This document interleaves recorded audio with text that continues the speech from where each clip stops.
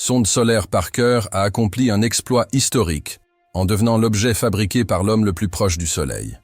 Conçue pour résister à une chaleur extrême, elle est passée à quelques millions de kilomètres seulement de l'étoile le 24 décembre 2024, voyageant à 692 000 km par heure, si près que la lumière mettrait moins de 30 secondes pour l'atteindre. Même dans des conditions quasi impossibles, la sonde a enregistré les images les plus détaillées jamais prises de notre étoile. Et ce qu'elle a révélé est révolutionnaire. Lorsque les données sont arrivées en janvier 2025, les scientifiques ont découvert des phénomènes jamais prédits auparavant. Des champs magnétiques s'inversant en quelques secondes, des jets de plasma dépassant 1,6 million de kilomètres par heure et des tempêtes solaires s'accumulant comme des embouteillages énergétiques. Mais la véritable surprise est venue de la résolution d'une énigme vieille de 70 ans. Pourquoi l'atmosphère du Soleil est-elle des centaines de fois plus chaude que sa surface? Un fait qui contredit les lois fondamentales de la thermodynamique. L'université Queen Mary ont publié leurs travaux dans la revue Physical. L'article X explique le mécanisme à l'origine de cette anomalie. Une barrière d'hélicité, une frontière invisible dans l'atmosphère solaire où l'énergie turbulente cesse de se dissiper normalement et est redirigée. Au lieu de chauffer le plasma uniformément, cette barrière surchauffe certains ions, ce qui amène les protons à atteindre des températures bien supérieures à celles des électrons et même supérieures à celles du noyau solaire lui-même. Le chercheur principal, Jack McIntyre, a souligné que cette barrière n'apparaît que lorsque le champ magnétique domine complètement le plasma. Plus impressionnant encore, ce mécanisme n'est pas propre au Soleil.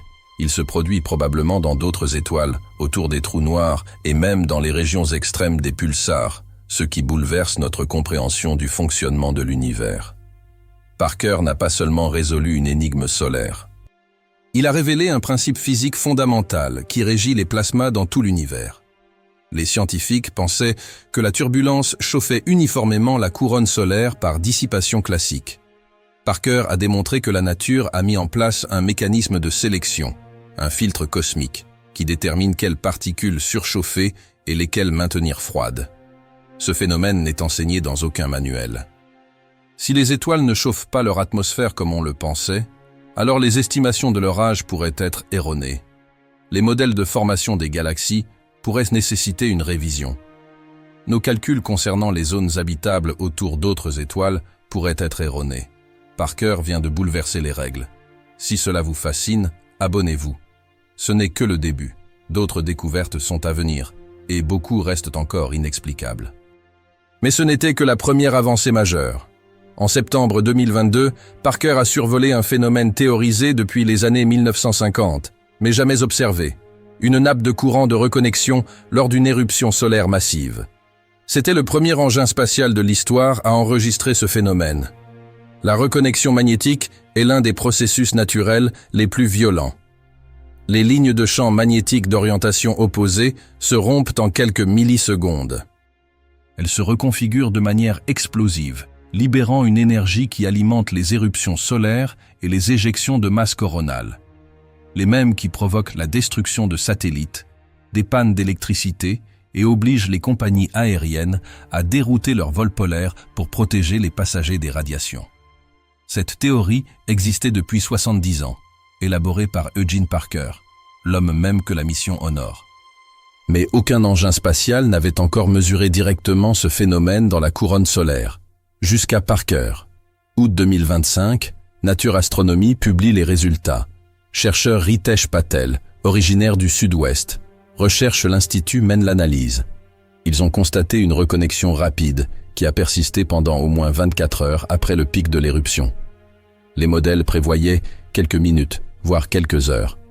Parker a mesuré une journée entière de reconnexion continue. Solar Orbiter de l'ESA a observé la structure à grande échelle à distance, tandis que Parker mesurait simultanément les propriétés du plasma au cœur même de l'événement. Ensemble, ils ont réalisé la première mesure empirique du taux de chauffage de la couronne. Des données réelles, pas des modèles.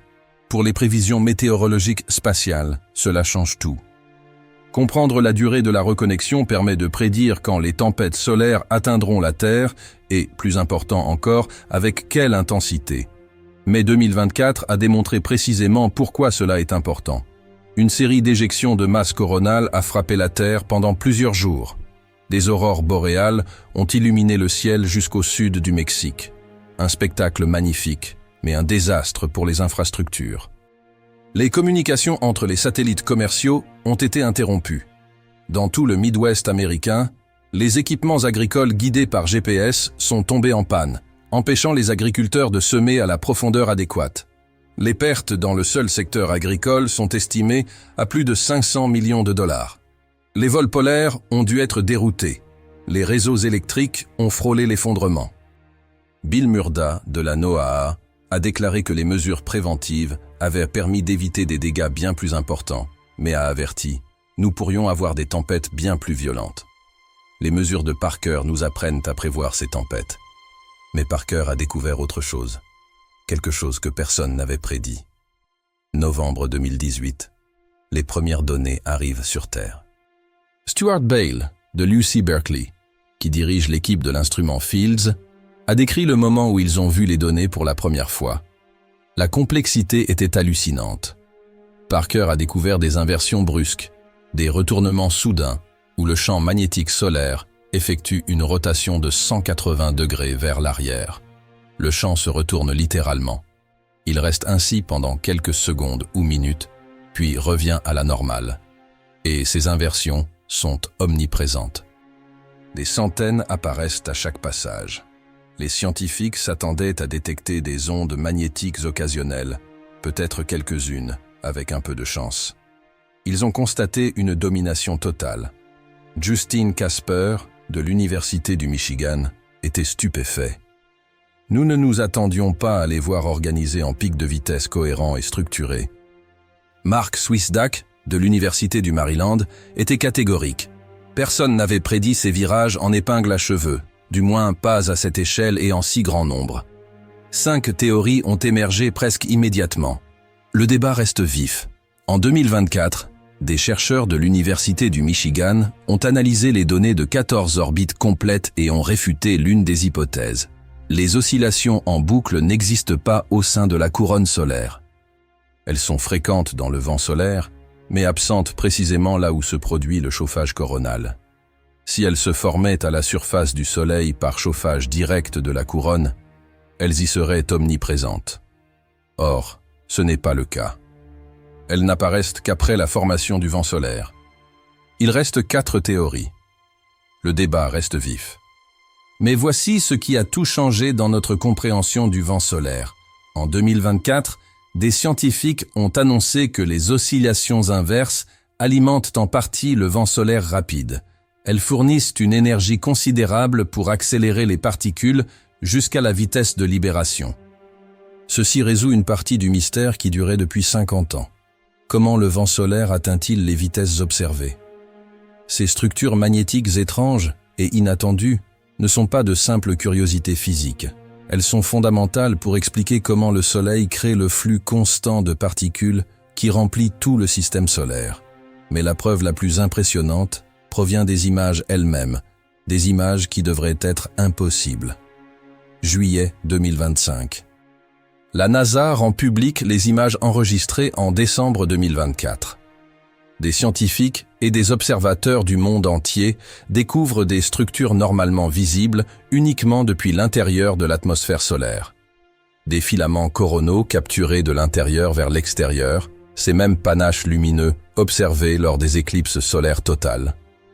Parker les a photographiés de l'intérieur, en regardant vers l'extérieur. La perspective est vraiment étrange. Angelos, scientifique du projet WISPR. Vourlidas a désigné ce qu'il a appelé l'image parfaite. On observe une accumulation quasi totale des éjections de masse coronale. 3 éjections de masse coronale se sont produites successivement. Parker a enregistré leur collision et leur fusion avec une précision sans précédent. Lorsque des éjections de masse coronale fusionnent, leur trajectoire change de façon imprévisible. Les particules atteignent des énergies extrêmes. Les champs magnétiques se tordent et se mélangent. Toutes ces variables sont essentielles pour prédire si la Terre sera touchée et avec quelle intensité. Un tel phénomène n'avait jamais été observé auparavant. Jamais. Nous avions déjà modélisé cela. Nous l'avions simulé sur ordinateur. Mais Parker l'a vu se produire en temps réel. La limite même de la couronne solaire a réservé d'énormes surprises. Les scientifiques s'attendaient à une surface relativement lisse et sphérique à son point de départ. Parker a découvert une surface ridée, avec des pics et des creux. Bien plus complexe et d'une dynamique intense que ne le laissaient supposer des décennies d'observation des éclipses terrestres. La nappe de courant héliosphérique apparaît comme une structure visible sur les images.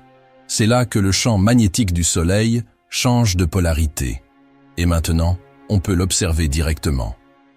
Toutes les planètes orbitent autour de cette structure. La Terre la traverse plusieurs fois par rotation solaire. Et maintenant, nous l'observons de l'intérieur.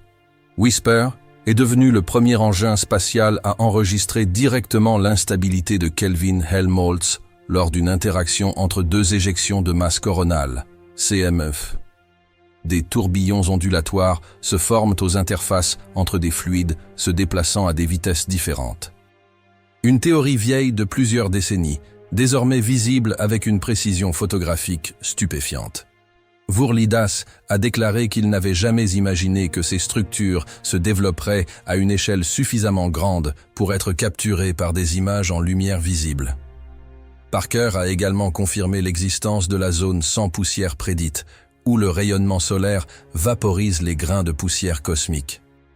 Mais les concentrations de poussière près de cette limite étaient 50% plus élevées que prévu par tous les modèles.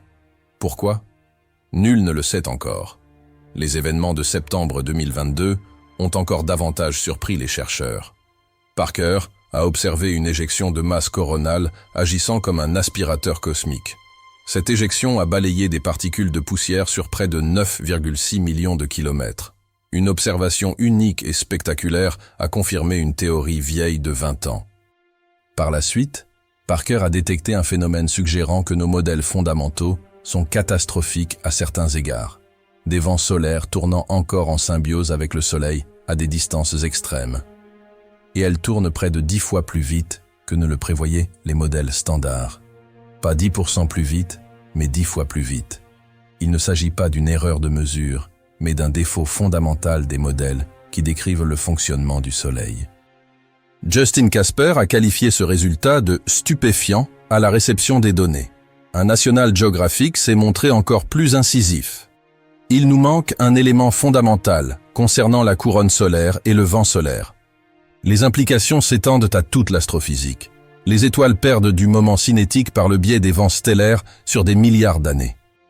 Si le couplage rotationnel de ces vents est 10 fois plus fort qu'on ne le pensait, nos estimations de l'âge des étoiles pourraient être considérablement erronées.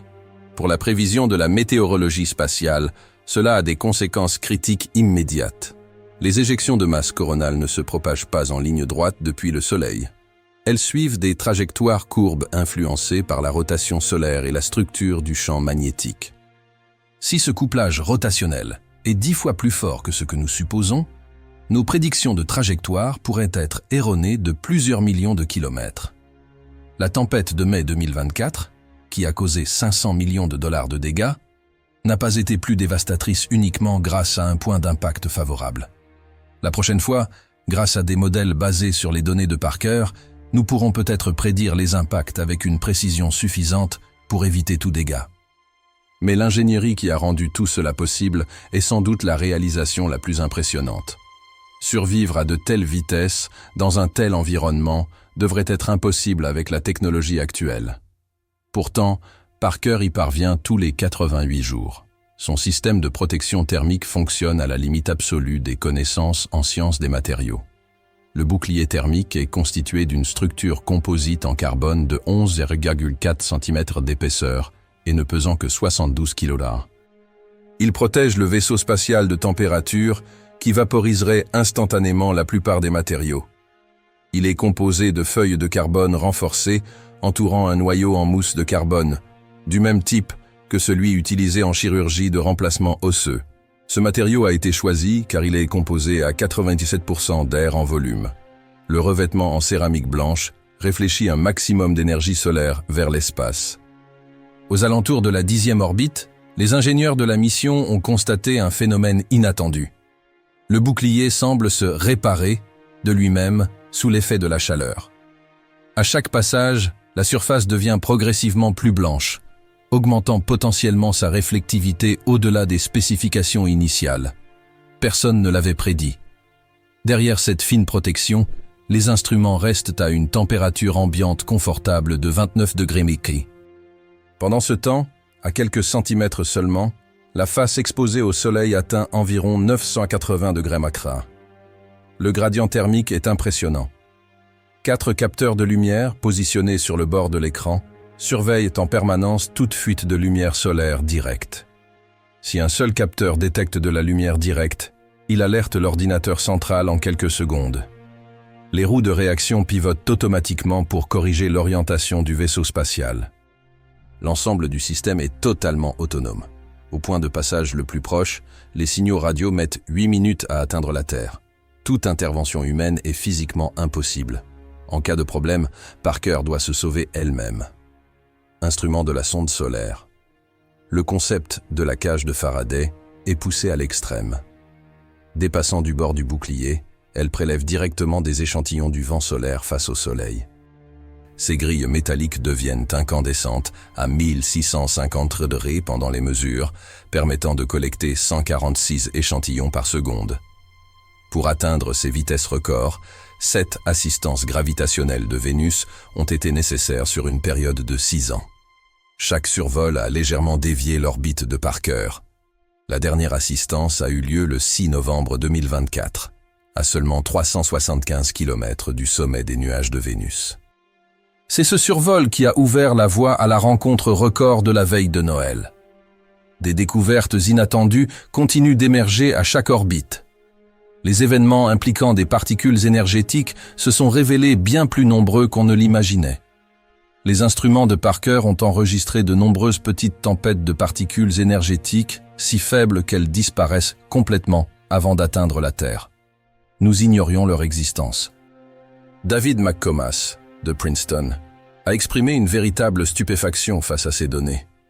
Même en période de minimum solaire, le Soleil produit bien plus d'événements de particules énergétiques de petite taille que nous ne l'avions imaginé. Ces événements sont essentiels à la sécurité des astronautes et des opérations satellitaires en orbite. Seul un échantillonnage direct à la source a permis de quantifier la fréquence réelle du risque radioactif. Les impacts de poussière à très grande vitesse se sont révélés plus importants que prévu par les modèles. La sonde Parker est percutée par des particules de poussière toutes les 12 secondes en moyenne, lors de ses passages au plus près de la Terre. Chaque impact vaporise et ionise instantanément le grain, créant des bouffées de plasma de l'ordre de la milliseconde et de petits nuages de débris. Les impacts ont effectivement percé l'un des instruments de mesure des particules énergétiques et arraché des éclats de peinture et des fragments métalliques. Mais, paradoxalement, ces impacts violents créent d'épais nuages de plasma qui nous permettent d'observer les principes fondamentaux de la physique du vent solaire. Parker est lentement détruit par l'environnement qu'il étudie. Mais, tout en transmettant des données cruciales, les observations de Vénus ont apporté des bonus totalement inattendus. L'instrument WISPER était conçu exclusivement pour enregistrer des images de la couronne solaire. Cependant, lors d'assistances gravitationnelles autour de Vénus, il a pénétré de manière inattendue l'atmosphère dense de la planète, détectant ainsi une émission thermique directement à la surface de Vénus. Les télescopes optiques ne devraient pas pouvoir voir à travers les nuages impénétrables de Vénus. Une mission solaire qui fait progresser la science vénusienne par hasard. Toutes les découvertes de Parker contribuent directement à la protection des infrastructures critiques. La tempête de mai 2024 a démontré l'ampleur des conséquences économiques. Le secteur mondial des satellites représente plus de 2000 milliards de dollars américains. L'infrastructure du réseau électrique dessert des milliards de personnes à travers le monde. Événement de l'ampleur de celui de Carrington aujourd'hui provoquerait des dégâts catastrophiques sur plusieurs continents. Selon certaines estimations, les pertes potentielles dépasseraient 2000 milliards de dollars américains.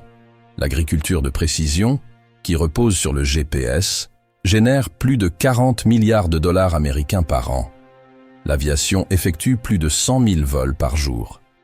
Parker révolutionne les prévisions météorologiques spatiales à leur niveau le plus fondamental. Auparavant, ces prévisions reposaient presque entièrement sur des modèles, c'est-à-dire des extrapolations à partir d'observations à distance. Nicky Fox, de la direction scientifique de la NASA, décrit aujourd'hui cette transformation. Nous constatons de nos propres yeux, et non plus seulement à l'aide de modèles, où commencent les menaces que représente la météorologie spatiale pour la Terre.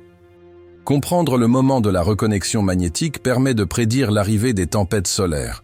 L'observation des collisions d'éjection de masse coronale, CME, montre comment plusieurs événements fusionnent et s'amplifient mutuellement. Les découvertes concernant les retournements magnétiques expliquent comment le vent solaire rapide accélère les particules à des énergies dangereuses. Les découvertes concernant la barrière d'hélicité éclairent le réchauffement coronal à l'origine des éruptions. Chaque découverte est désormais intégrée aux systèmes opérationnels de prévision météorologique spatiale de la NOAA. Howard Singer, scientifique en chef du SWPC, a qualifié Parker et Solar Orbiter de missions transformatrices pour la prévision opérationnelle. L'objectif est clair, passer d'alerte de 24 heures à forte incertitude à des prévisions de 48 à 72 heures avec une précision supérieure à 90%, laissant ainsi suffisamment de temps aux opérateurs de satellites pour mettre les engins spatiaux en mode de sécurité. Pour que les gestionnaires de réseaux électriques mettent en place des mesures de protection. Pour que les compagnies aériennes modifient l'itinéraire de leur vol avant même l'embarquement des passagers. Prévenir plutôt que réagir. Mieux vaut prévenir que guérir. La sonde Solar Orbiter de l'ESA constitue le complément idéal à Parker. Solar Orbiter observe à distance et fournit des images contextuelles. Parallèlement, Parker mesure les propriétés du plasma et du champ magnétique grâce à des instruments conçus pour fonctionner dans des conditions extrêmes.